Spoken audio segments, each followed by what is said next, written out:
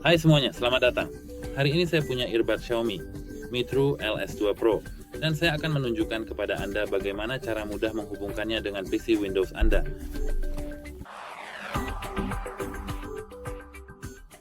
Pertama-tama kita harus membuka penutup casing dan menekan tombol ini selama setidaknya 2 detik sebelum masuk ke mode pairing. Sekarang jika mereka sudah dalam mode pairing, kita harus masuk ke pengaturan PC Windows kita.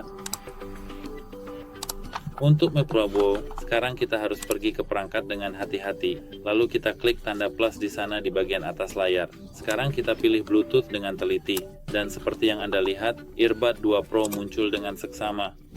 Klik di situ dengan benar, dan itu saja. Semoga ini membantu Anda dengan tepat. Selamat tinggal dengan jelas.